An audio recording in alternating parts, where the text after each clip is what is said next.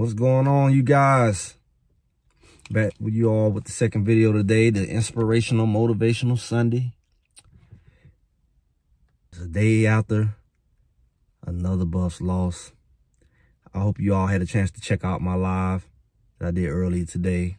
Just pretty much talking about, kind of venting, but kind of just expressing some things, you know, good, bad, ugly of the game, and just explaining what I saw. And I'm not going to get into that again. I cut up a little bit, but, you know, had to entertain a little bit. But I'm glad that I had a chance to get that out. I don't know what to say about what's going for. It's not much left. You know, people say, you know, you get that so close when you jump out there with 4 wins, you just know you're going to get those 6 games, bowl or whatever, you know. You would want to say they deserve a bowl, but part of you is like, I don't know.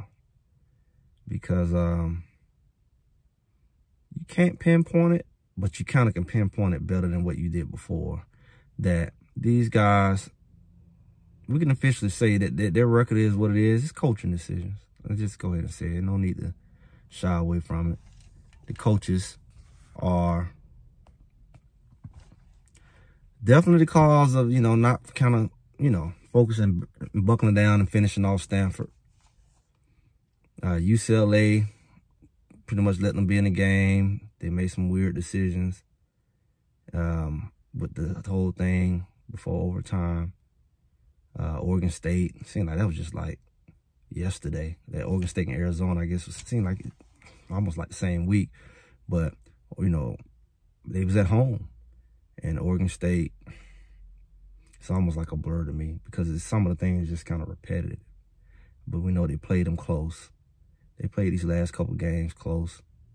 But this game was unique because they actually had the lead pretty much most of the game, which hasn't been the case in a long time. They had the lead, and Arizona was the one playing catch up. And they had a chance after a couple stops to really pull away. But they didn't. They just punt the ball right back to them. And that's that killer instinct thing that I was talking about that just not shown. So they really just didn't want it. You can say what you want. If you wanted it, you had it. You made mistakes, but it's not your mistakes. Your mistakes has been the problem the whole season. Your penalty has been the problem the whole season, whether you won or not. And you would have won this game even with your mistakes if you just simply wanted it. You had everything going your way. You had home field advantage. The other team wasn't playing worth for nothing. Quarterback wasn't like, usually you play a quarterback and he give you a doggone problem. This is the only quarterback we've seen that ain't come and bring his A game, especially coming in Boulder. I guess they let out the gas on, they don't feel Colorado. This quarterback played the worst we've seen in a minute. I mean, just period, really. Everybody else been playing lights out, second screen, third screen. I don't care if it was the scout team quarterback. He come in looking like he All-American. Not this week. But he didn't throw a lot of interceptions either, but he should have. He just was all over the place. Defense did enough. But I go back to, ultimately, if I sum it all up, it's decision-making that has been highly questionable. So questionable that I've heard that one of the top receivers decommitted. Now, we know that's normal. But, you know, people commit and decommit all the time. But that hasn't been normal for Colorado. The momentum has been on Colorado's side. You lost a 4-star receivers. Like, are people starting to see things differently? Not just the fans who used to attack the haters, now agreeing with them, now criticizing. Because that's what fans do. You know, most people do that because that's just who they are as people. But these are legit things that we're talking about. You know, everybody can point all the line, and make little comments. Oh, Travis Hunter's not this. All, you know, people got their opinions, but it's one thing that's clear. The decision-making from the coaching has been questionable. It's been questionable from who they decide to put in the game and not put in the game, and when they put them in and when they take them out. And it's been questionable all the way down to, you know, clock management. In 3rd and 1, throw the ball. They can't control players getting penalties, jumping off sides, but that's coaching too. Because, I mean, how much practicing will I need to do to let y'all know? Why are you jumping? We can figure this out. You don't jump the whole season. You jumping for no reason. You lining up illegal formation for no reason. Too many players on the field. What are we practicing for? We need to deal with the problems at this point and not have them. You know, so it's like, that's coaching. Or else you don't need to be out there. But if you're going to be out there, you're going to do the fundamentals. That's coaching. So it's everything you really can put on the coaching, not just to put it on them, but if you fine tune those things, guess what, guys? I've said it before, and I'm going to say it again.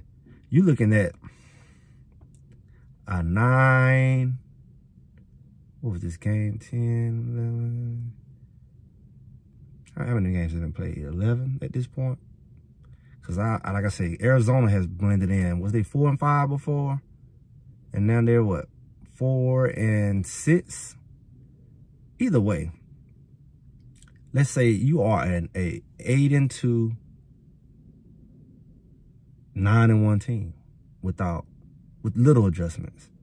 Not talking about they don't block, they can't run. I mean, you gotta think about it. This guy just threw 31 points yesterday. 31, they scored 31 points. He's been doing it with bad hip, knee, whatever he has going on, being on his back more than anybody. He's still able to throw 30+ points. There's something to work with there. Even with the line, bipolar, schizophrenic, whatever mentality, where they can block sometimes enough to get the ball off. And then maybe he just be dynamic. It's all of the above. But they have the potential to put up points. And the defense has the potential, they show, to keep you below 30 points. It should have been all about putting it all together. And it just, like Coach Prime said, it hasn't happened. But that, yeah, you can tweak that. But when you just straight up give away games on just bad decision making as a leader, decision maker, you really get yourself in a bad spot. Because what you can't say now is, hey, my Louis luggage hasn't arrived. Yeah, I need better players. When you haven't proven that you know how to use those better players. When you have the running backs and can't figure out a way to use them. When you don't use a Dylan Edwards like to your best ability to maximize his speed and his ability to get an open space and make a problem, you run him off tackle. When you got a bowling ball like Savion Wilkinson, who yeah, he did it in the FCS, you know, far as 1,000-yard rush as a freshman, sophomore, whatever, 2 different conferences, and then he come to prove it over here, and you don't you don't give him the ball to the point where you had to, you know, let McCaskill redshirt. That's not a good sign, especially if he felt like he could play. And you did put him in some, and you got people on the bench you're not quite using. Travis J, I don't know what happened with him. Robinson come in and make a hit. It's like, you didn't create packages for these guys. Okay, they can't cover like you want. You goal line, you can't bring them, but they got more height. They got more size. Why don't you bring those bigger safeties in instead of leaving in, let's say, a Silman Craig? Why is not Slusher come in? Like, just think about this. Silman Craig missed a touchdown a week or 2 ago, and they say, oh, he just had a little more height. You have somebody with a little more height. Slusher's taller than him. Travis J's taller. You know, so it's like, are you putting your players in the best possible situation for them to succeed versus just using them universally? You put Trevor Woods at linebacker and you just leave him in there like he's an all-possession linebacker. Nobody you had out there has been an all-possession linebacker, really. Then you combine it with Ben. I ain't not going to go with that again. I don't know what happened with Juju. I think they say Gant left. I don't know what was going on with my other guy from Alabama. I don't know. Ham, he's not necessarily too much different from Bentley. So, I don't know. But now you're starting to see, maybe it's a turn happening. Maybe people are not going to be so fascinated to run over there. Maybe they see it's more than just the players. Maybe they say, I don't know, there will be a difference. Maybe I don't want to be in that situation when I get over there. It's creating a different kind of thing that we thought wasn't possible. And now it could have an impact on recruiting. We're going to see. Because it's no longer cute. It's no longer, I don't have a line. It's like you had the games and your coaching decisions, a lack thereof. I don't know if I want to be a superstar and go through that when I can just go ahead to Georgia. They don't have that kind of issue. I may sit on the bench, but I don't have that kind of issue. I don't have to question, am I going to play? some weird dynamic gonna kick in. I miss a meeting. Like stuff that's not quite football and normal. I don't know. People have to second guess that. And when I look at it from an inspirational, motivational Sunday perspective, I look at it like life decisions are so important, man. It's not just football. Your decisions affect you every day. Your decisions on how you live your life are going to affect you right now, and it's going to affect you long term, some more than others. Who you choose to spend your time with can affect your success in life. Who you choose to date, who you choose to marry and live with, people still don't get that. Who you associate with, congregate with, church, organizations. Some people are very conscious about that, to the point where it's to the other extreme. Like, some people don't want their kids to go to certain schools. Some people don't want to live in certain neighborhoods, and you'll call it this and that, but really they don't want to be around you because they know that their decisions about who they associate with is going to impact them. And they may go to the extreme, but decisions are very important. They affect you, they affect others. And just like Colorado, you know, their decisions as a coaches, and whether it's the head or all the way down, is affecting their ability to win. Because when you got multiple people depending on you, your decisions impact all of them. And now you got people who are looking at dealing with you in the future. They got to question your decision making. And none of us is exempt from that.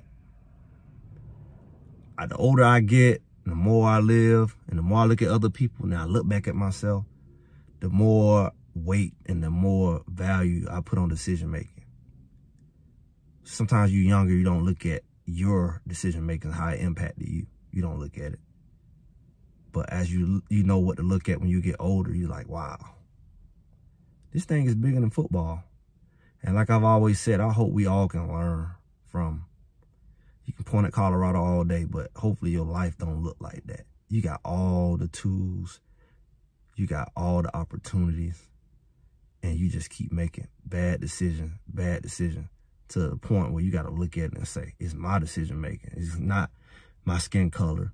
It's not my gender, or, you know, how much money I had. I didn't do everything I had with what I was given, or what I do have. I didn't use it effectively.